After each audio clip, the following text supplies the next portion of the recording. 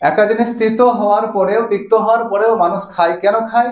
এটাতে আমার কল্যাণ রয়েছে। ওষুধ খায় মানুষ, কেন ওষুধ? ওষুধ তো খেতে ভালো নয়, কিন্তু মানুষ খাবে। একটা পশুকে খাওয়াতে যান, কোনো অসুস্থ একটা পশুকে খাওয়াতে যান, কোনো মতে খেতে যাবে না, জোর করে খাওয়াতে হয়। ও বোঝে না যে তিক্ত হলে এটা আমার জন্য কল্যাণ করে, এটা বোঝে না পশু। কিন্তু একটা মানুষ তিক্ত হলেও সে ওষুধ খায়।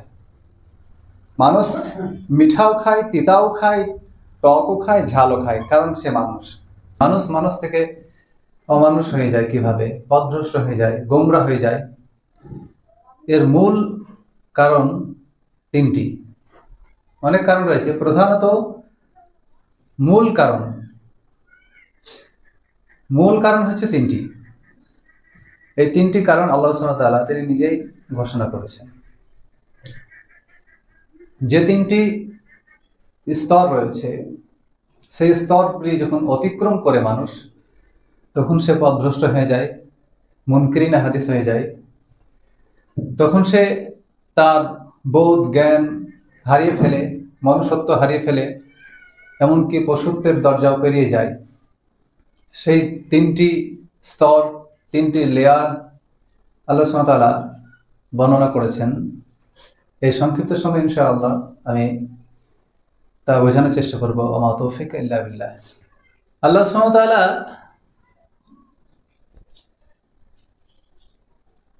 এ প্রসঙ্গে বলেছেন, ওয়ালাকাদ যারানা লিজাহান্নামা কাসীরাম মিনাল জিন্নি ওয়াল ইনস। আয়াতটি খুবই পরিচিত, অনেকেরই হয়তো মুখস্থ আছে বা এর অনুবাদও জানা আছে। যে আমি সংক্ষেপে বলে যাচ্ছি, আল্লাহ সুবহানাহু ওয়া তাআলা তিনি মানব ও দানব জাতিকে সৃষ্টি করেছেন অধিকাংশ। ওয়ালাকাদ যারানা লিজাহান্নামা মানে এক শ্রেণীর, মানে কাসীরাম মিনাল জিন্নি, কাসীর শব্দের ব্যবহার হয়েছে, এই জন্য অধিকাংশ মানব ও দানব জিন, এদের জন্য আল্লাহ সুবহানাহু ওয়া তাআলা জাহান্নামকে নির্ধারিত করেছেন। কাসীরাম মিনাল জিন্নি ওয়াল ইনস লাহুম কুলুবুন লা ইয়াফকাহুনা বিহা ওয়া লাহুম আ'য়ুনুন লা ইবসিরুনা বিহা ওয়া লাহুম আযানুন লা ইয়াসমাউনা বিহা উলাইকা কাল আনআম বাল হুম আদাল উলাইকা হুমুল গাফিলুন। প্রথম তিনটি কারণ, এখানে 6টি কারণ বর্ণনা করা হয়েছে। যে যখন একটা মানুষের মধ্যে অন্তরের অনুভব শক্তি হারিয়ে ফেলবে, একটা মানুষ অন্তরে যে অনুভব করা যায়, এই অনুভব শক্তিটি হারিয়ে ফেলবে, আর কি শ্রবণ শক্তি হারিয়ে ফেলবে, দৃষ্টি শক্তি হারিয়ে ফেলবে, এই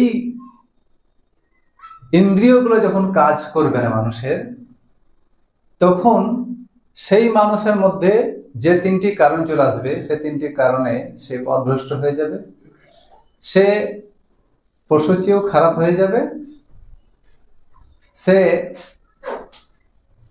মুনকিরিনে হাদিস হইতে পারে, সে মুনাফিক, মুশরিক, কাফির, বেঈমান সবকিছুই হতে পারে। তিনটি কারণ কি? একটি কারণ হচ্ছে, প্রথম কারণ হচ্ছে লাহুম কুলুবুন লা ইয়াফকাহুনা বিহা। আল্লাহ সুবহানাহু ওয়া তাআলা বোঝার জন্য যে অন্তর দিয়েছেন, সেই অন্তর দিয়ে যখন মানুষ বোঝার যোগ্যতা হারিয়ে ফেলবে, অন্তরটা যখন নষ্ট হয়ে যাবে, অকেজ হয়ে যাবে, অকম্য হয়ে যাবে, কর্মহীন হয়ে যাবে, অন্তর দ্বারা যখন সে ভালো মন্দের পার্থক্য করতে পারবে না, এক। দ্বিতীয় নম্বর কারণ হচ্ছে ওয়ালাহুম আ'য়ুনুন লা ইবসিরুনা বিহা। যখন দৃষ্টি শক্তি হারিয়ে ফেলবে, অর্থাৎ আল্লাহ সুবহানাহু ওয়া তাআলা যে দৃষ্টি দিয়েছেন, চোখ দিয়েছেন দেখার জন্য, অথচ সেই চোখ দিয়ে সে দেখতে পাবে না। কি দেখতে পাবে না? বাস্তবিকভাবে সে বুঝবে, দেখতে পাবে, কিন্তু যেগুলো দেখা সেগুলো সে দেখতে পাবে না। আল্লাহুম আযানুন লা ইয়াসমাউনা বিহা, এবং যে কান দিয়েছেন শোনার জন্য, তা দিয়ে তারা শুনতে পারবে না। কি শুনতে পারবে না? ভালো কথা শুনতে পারবে না, ভালো কথা তাদের সহ্য হবে না, ভালো জিনিস তারা দেখবে না, মন্দ জিনিস, অশ্লীল জিনিস দেখবে, ভালো মন্দ পার্থক্য করবে না। এই যে তিনটি, অন্তর, কান এবং চোখ, এই তিনটি জিনিস যখন অকেজ হয়ে যাবে, অকার্যকর হয়ে যাবে, তখন তাদের মধ্যে পরবর্তী তিনটি জিনিস চলে আসবে। সেগুলো হচ্ছে, তখন আল্লাহ সুবহানাহু ওয়া তাআলা এদেরকে বলবেন উলাইকা কাল আনআম। এক নম্বর স্তর কি? এরা পশুর মতো। 2 নম্বর স্তর বাল হুম আদাল, তার চেয়েও নিকৃষ্ট। আর 3 নম্বর স্তর, চূড়ান্ত স্তর হচ্ছে উলাইকা হুমুল গাফিলুন। গাফিল, উদাসীন, অসচেতন, এই তিনটি স্তর। প্রথম তিনটি স্তর যখন অকার্যকর হয়ে যাবে, চোখ, কান, অন্তর, তখন পরবর্তী তিনটি স্তর তার মধ্যে চলে আসবে। কি? উলাইকা কাল আনআম, পশু, বাল হুম আদাল, পশুর চেয়েও নিকৃষ্ট, উলাইকা হুমুল গাফিলুন, তার চেয়েও নিকৃষ্ট, তার চেয়েও অধম, তার চেয়েও ভয়ঙ্কর, তার চেয়েও মারাত্মক, সেটা হচ্ছে গাফলতি, অলসতা, উদাসীনতা, অসচেতন। তা আসলে আমি সংক্ষেপে এই তিনটি বিষয় নিয়ে, আমি তিনটি কারণ, তিনটি স্তর নিয়ে আলোচনা করছি। প্রথম কারণ কি বলেন? কাল আনআম, পশু।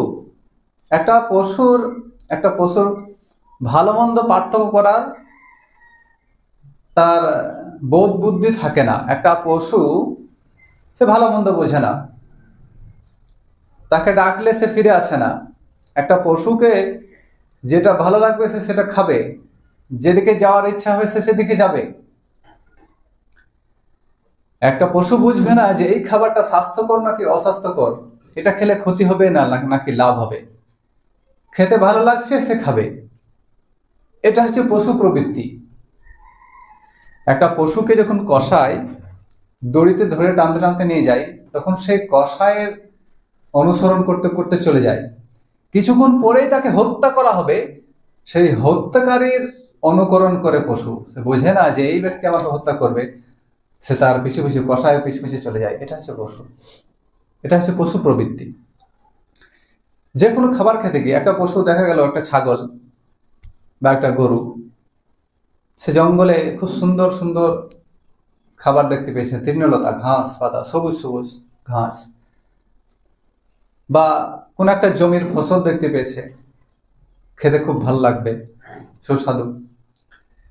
তো সে ঘাস পাতা, জঙ্গলে তৃণলতা খেতে গিয়ে সে চিন্তা করবে না যে আমি জঙ্গলের ভিতরে যাচ্ছি, আমাকে বাঘ বা সিংহে আক্রমণ করতে পারে, আমার মৃত্যু হতে পারে, বা যে জমির মালিকের ফসল খেতে যাচ্ছি সেই মালিক আমাকে পিটিয়ে মারতে পারে, পেটাতে পারে, বা আমি যে অন্যের, নিজের মালিকের নয় অন্যের জমির ফসল খাচ্ছি, এটা খাওয়া উচিত নয়, এটা বৈধ হবে না। এই সমস্ত চিন্তা ভাবনা কিন্তু সে পশু করবে না, কারণ সে পশু। এটা হচ্ছে পশু প্রবৃত্তি। একই রকম ভাবে যখন মানুষকে যখন আমরা দেখি এর বিপরীতে, যে একটা মানুষ যখন কোনো খাবার খায়, যে মানুষ প্রকৃতপক্ষে সে যখন কোনো খাবার খাবে, সে দেখবে যে এই খাদ্যটাই আমার জন্য কল্যাণকর কিনা, এই খাদ্যটা আমার জন্য যদি ক্ষতিকর হয় আমি খাবো না। একটা মানুষের চিন্তা ভাবনা এটা, যে আমি যেটা খেতে যাচ্ছি, যেটা পড়তে যাচ্ছি, বা যেদিকে যাচ্ছি সেই দিকে যাওয়াটা, সেই কাজটা করাটা, সেই খাবারটা খাওয়াটা আমার জন্য কল্যাণকর কিনা, এটা মানুষের চিন্তা ভাবনা। বা এটা আমার খাওয়া ঠিক হবে কিনা, এটা বৈধ না অবৈধ, হালাল নাকি হারাম, এটা উচিত না অনুচিত। সৎ চিন্তা ভাবনা যাদের থাকবে, মনুষ্যত্ব যাদের থাকবে, তারা এগুলো তারা ভাববে।